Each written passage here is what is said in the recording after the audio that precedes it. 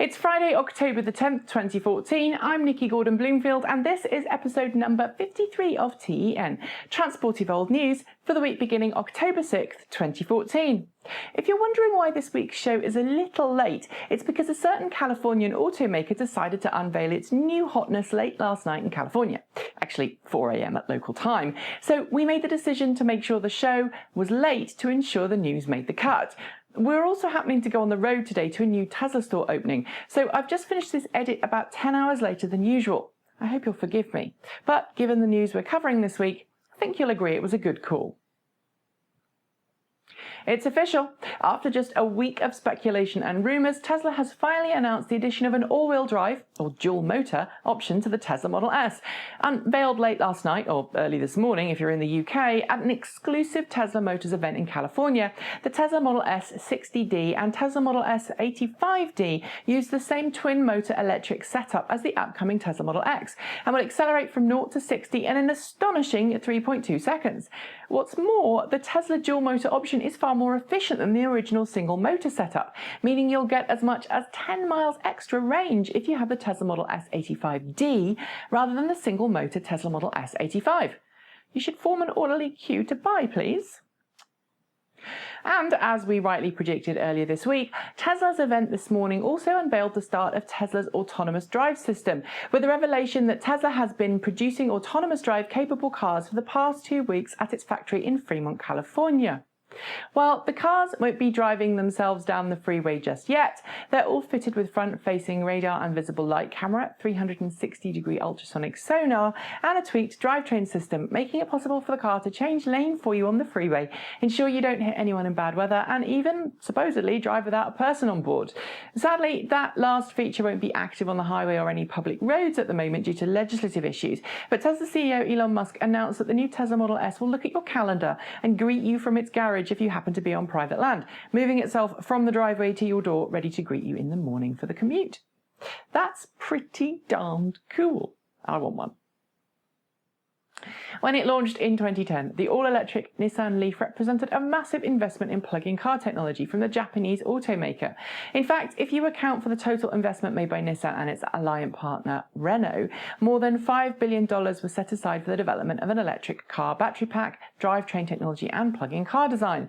While Renault-Nissan hasn't seen any returns on its total investment quite yet, Renault-Nissan CEO Carlos Ghosn said this week that Nissan LEAF, which was a loss leader for the automaker for the first 4 years of production, is now making a profit.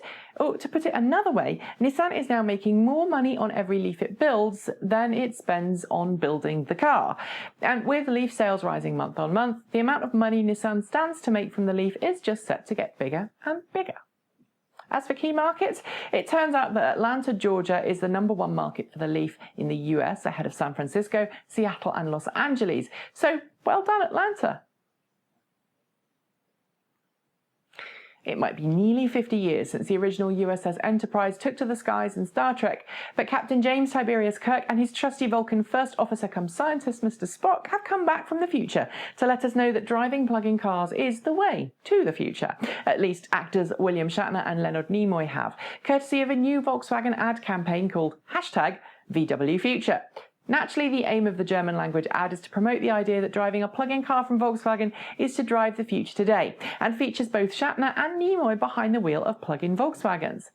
The main ad itself is kind of cute, but we've got to admit that some of the extras for the web, including Shatner exploring a young fan's Star Trek-themed bedroom, is a little weird. But hey, this is the future, right? Oh, and live long and drive electric.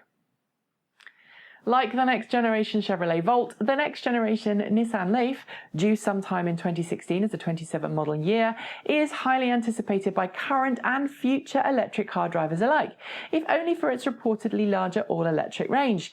But if you like the current generation Nissan LEAF's slightly nerdy appearance and anthropomorphic looks, you'll be sad to hear that the next generation Nissan LEAF, like so many other ecologically responsible vehicles over time, will get a mainstream makeover for the second generation model.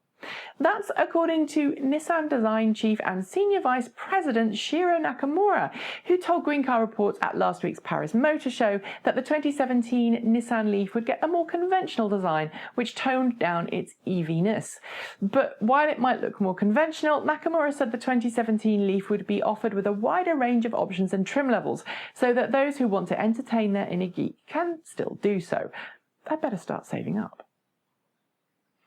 In a move which will make it compete more directly with other luxury car brands like BMW and Mercedes-Benz, Tesla Motors announced this week that it is hard at work developing a certified pre-owned program, ensuring those who want to buy a pre-loved Tesla Model S can enjoy the same car buying experience as those who order their cars new from the factory. Talking to Automotive News this week, Simon Sproul, who's Tesla's Vice President of Communications, said that Tesla was looking for a way to structure a certified pre-owned program which would enable some of its very first Model S cars to get a new lease of life. It's also worth noting, of course, that Tesla resale values are still really rather high, far higher than Tesla's guaranteed resale value program would suggest, meaning Tesla could stand to make as much as $10,000 on every certified pre-owned Tesla Model S it sells through such a program. What's more, those who can't afford to buy new will ensure that they will get the same level of service and enjoyment from the Tesla buying experience as those who do buy new. And Tesla ensures a minimum level of sales and service standard is met at all times to protect its reputation. It's pretty clever.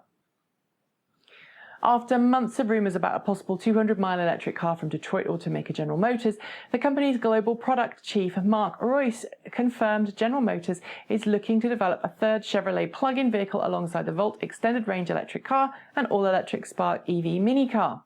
That's hardly a lot to go on, but if we examine General Motors' current electric car position and some of the things that GM executives have said in the past, we're starting to build a pretty convincing picture of a 200-mile subcompact electric car coming out of GM's Detroit factories sometime in the near future. In terms of the proposed vehicle size, insiders close to General Motors say the all-electric car will be based on the current generation Chevrolet Sonic, which, as it happens, shares the same platform as the current Spark. So what would you like to see in a future plug-in from GM, and how much would you pay for it? Tell us in the comments below. Less than a year ago, if you'd wanted to buy a plug-in car from Volkswagen, you'd have drawn a complete blank. Yet last week, VW unveiled its fifth plug-in car to enter production, the VW Passat GTE plug-in hybrid. But while Volkswagen is currently producing both plug-in hybrids and all-electric cars, the future is electric, says Volkswagen powertrain development boss Dr. Heinz Jakob Neusser. It's 100% electric cars all the way. Plug-in hybrids, he explains, are just a stopgap measure until VW's third-generation plug-in cars hit the market, with ranges in excess of 375 miles.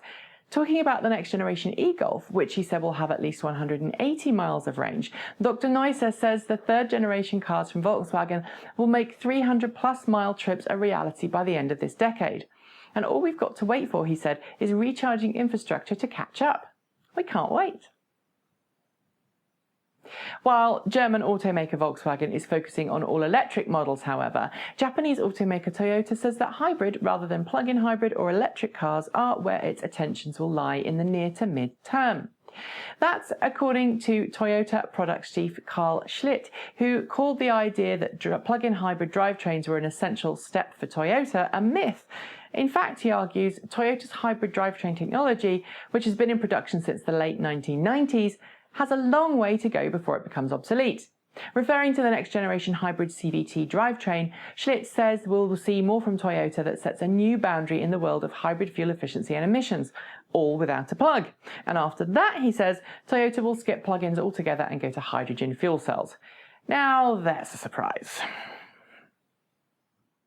That's it for this week. Don't forget to join us next week for another episode of T.E.N. And in the meantime, visit www.transportevolved.com for all the Evolved transport news that's fit to print. Subscribe to our channel and other shows on YouTube. And while there's no live show this week, you will get to watch a road trip special I'm filming in about half an hour with the wonderful urban folklorista, aka Debbie Seymour, as we travel up to Gatwick, London for the latest Tesla store opening event.